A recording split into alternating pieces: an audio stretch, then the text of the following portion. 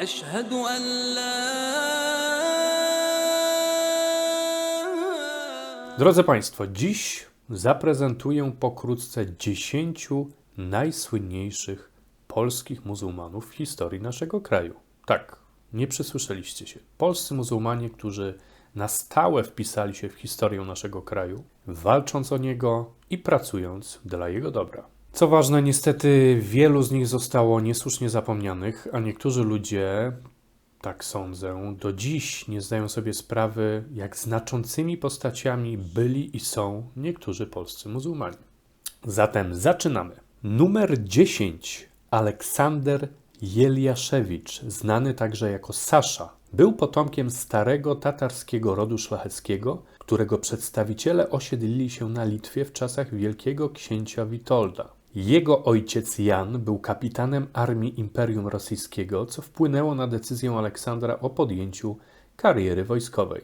W latach 1912-1919 kształcił się w korpusie kadetów w Pskowie i Kijowie, a następnie, po ewakuacji do Turcji i Jugosławii, ukończył szkołę oficerską jako kawalerzysta w 1923 roku. W 1925 roku powrócił do Polski i wstąpił do Wojska Polskiego, gdzie służył w 4. Pułku Ułanów Zaniemeńskich w garnizonie w Wilnie. W 1938 roku został przeniesiony do 13. Pułku Ułanów Wileńskich w Nowej Wilejce, gdzie objął dowództwo 1. szwadronu tatarskiego, czyli ostatniej muzułmańskiej jednostki w historii polskiej kawalerii. Podczas kampanii wrześniowej w 1939 roku jego szwadron wsławił się brawurową szarżą pod Maciejowicami, która stała się symbolem odwagi i poświęcenia polskich Tatarów w obronie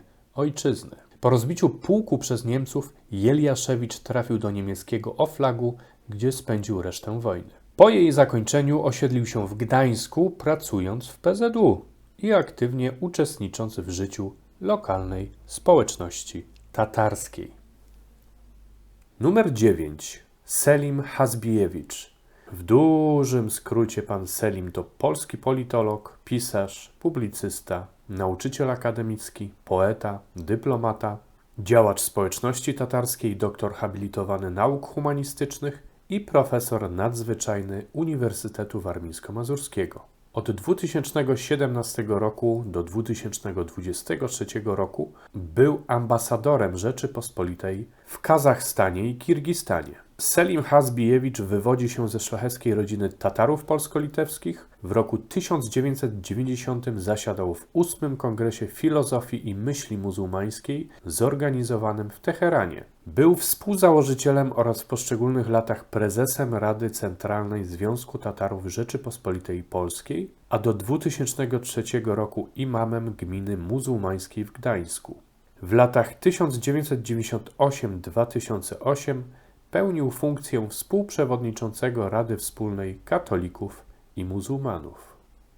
Numer 8. Tomasz Miśkiewicz.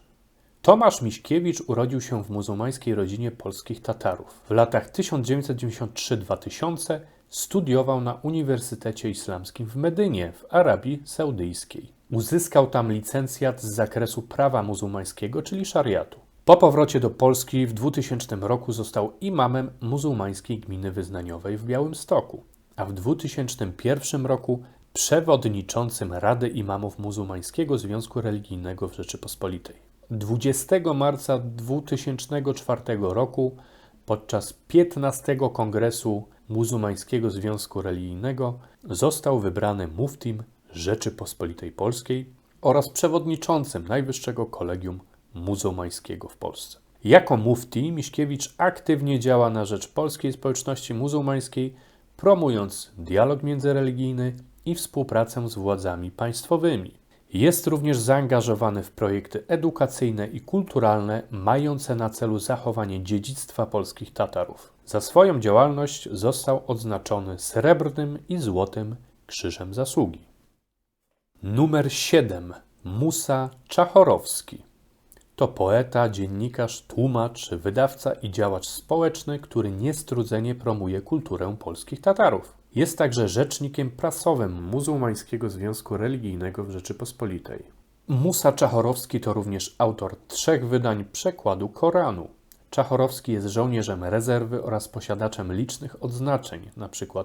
Krzyżów Zasługi, medali Sił Zbrojnych w służbie ojczyzny czy medali za zasługi dla obronności kraju. Musa Czachorowski to współczesna legenda w swojej społeczności. Dzięki jego zaangażowaniu pamięć o dziedzictwie Tatarów wciąż pozostaje żywa. Numer 6. Samuel Murza Krzeczowski.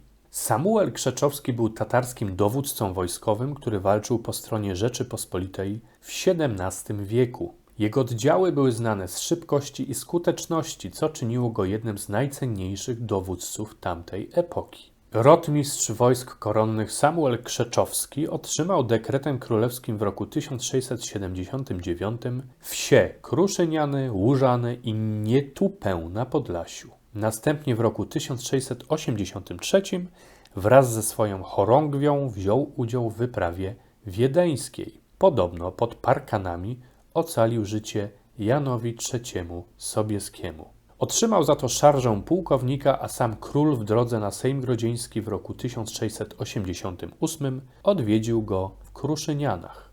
Numer 5. Leszek Kaźmierczak, znany jako Eldo lub Eldoka. To polski raper, autor tekstów, również dziennikarz radiowy. Swoją przygodę z kulturą hip-hop rozpoczął jako tancerz breakdance i graficiarz, jednak w 1997 roku skupił się na rapie. Wraz z Marcinem Jotuze Józwą założył zespół Gramatik, który stał się jednym z najważniejszych składów na polskiej scenie hip-hopowej. Ich płytę Światła Miasta, wydaną w 2000 roku, śmiało można nazwać jednym z najważniejszych albumów w historii polskiego rapu. Po zawieszeniu działalności Gramatika, Eldo rozpoczął karierę solową, wydając łącznie 9 albumów. Niektóre z nich uzyskały status złotej płyty.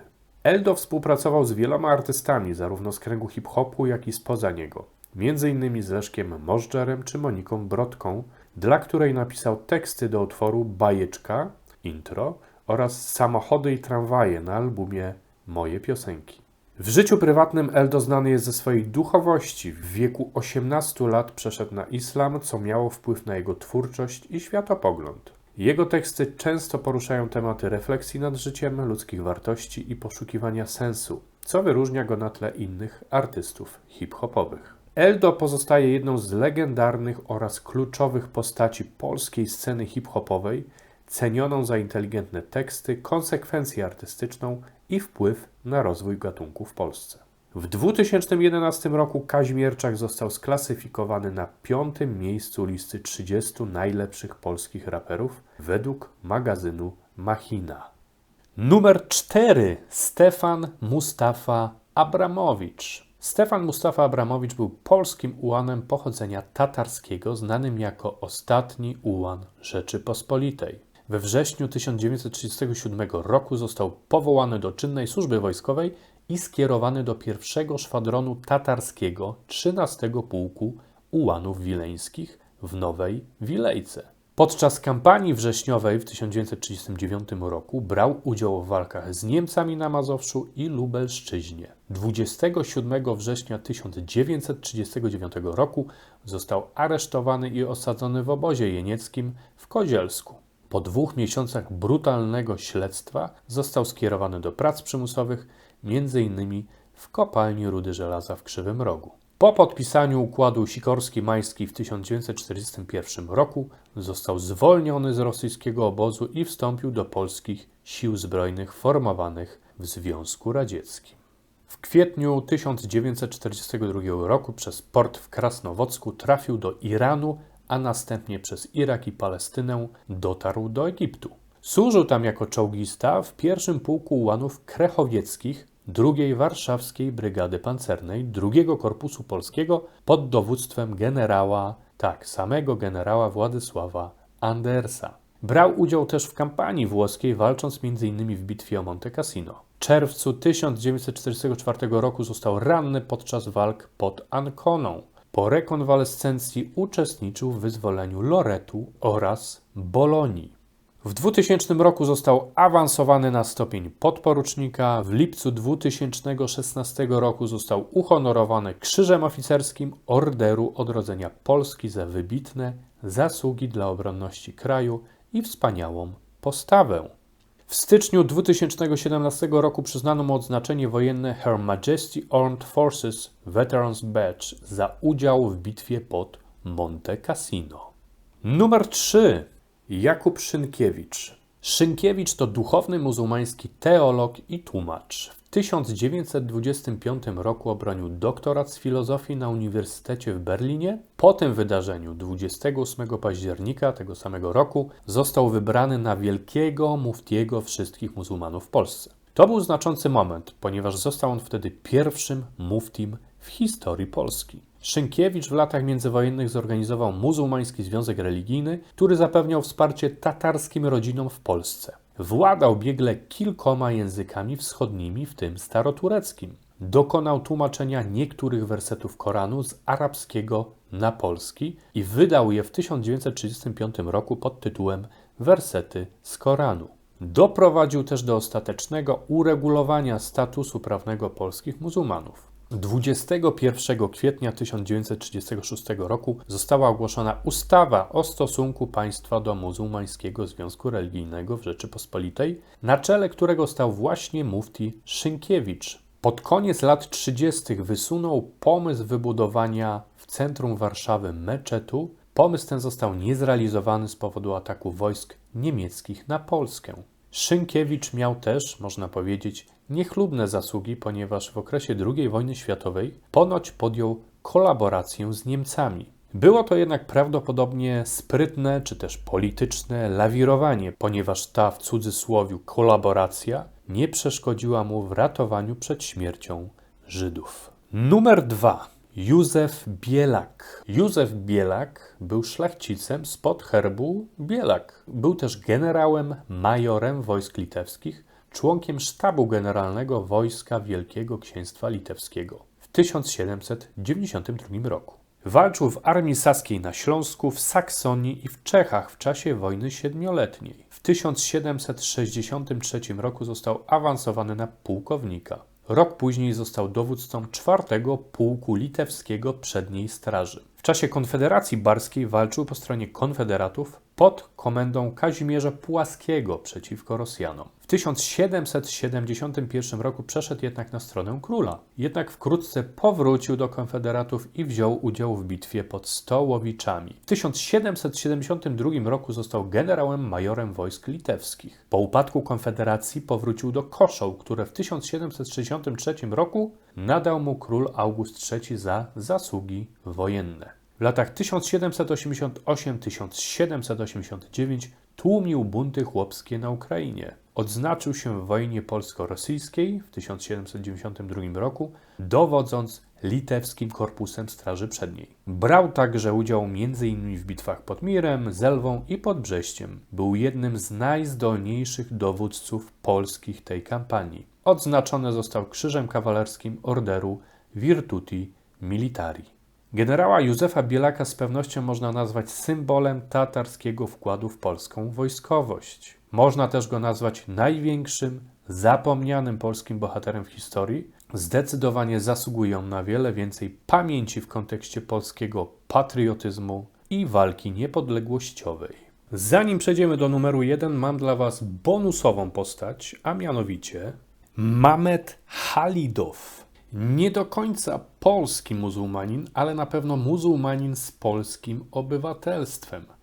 Mamed to polski zawodnik mieszanych sztuk walki MMA pochodzenia czeczeńskiego. To także ikona i legenda Federacji KSW i prawdopodobnie najsłynniejszy zawodnik w historii polskiego MMA.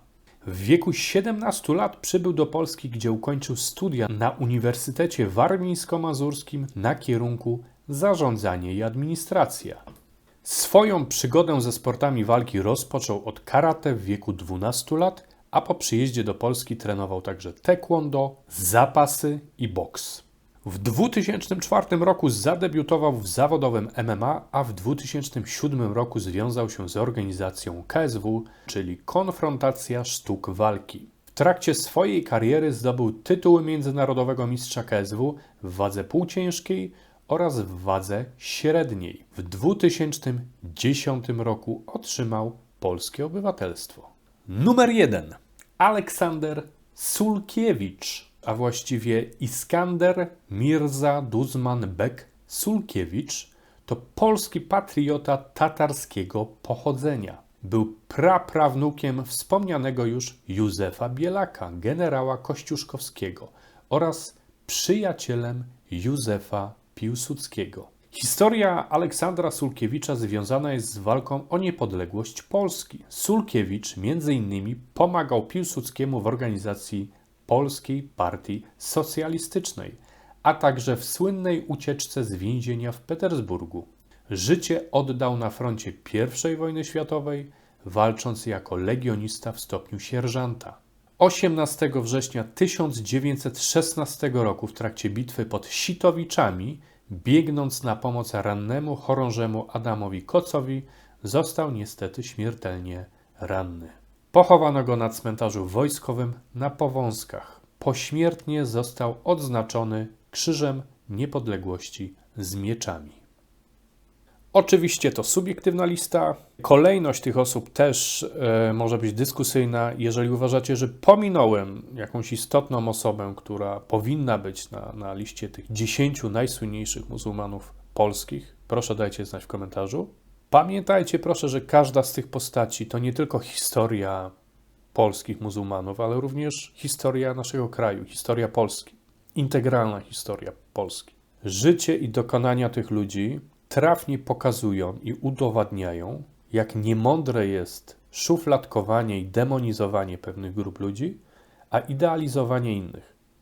Poza tym absolutnym wstydem, słuchajcie, jest, że tego typu fakty historyczne, wydaje mi się, nie są przekazywane na lekcjach historii, nie są obecne w podręcznikach historycznych. Jeżeli się mylę, dajcie znać. Być może jestem nie na czasie, nie na bieżąco. Nie rozumiem tego, dlaczego nie promuje się, nie przypomina się, nie uczy o takich bohaterach takiej skali, jak na przykład Józef Bielak. Tyle na dziś. Mam nadzieję, że film się podobał. Jeżeli tak, to zostawiajcie proszę łapki w górę i subskrybujcie ten kanał, ponieważ kanał raczkuje, rozwija się, także każde wsparcie jest tutaj na wagę złota. Jeżeli gdziekolwiek przez przypadek popełniłem błąd, czy powiedziałem nieprawdę, przepraszam. Jeżeli kogoś uraziłem, też przepraszam. Dziękuję za uwagę i widzimy się w kolejnym materiale.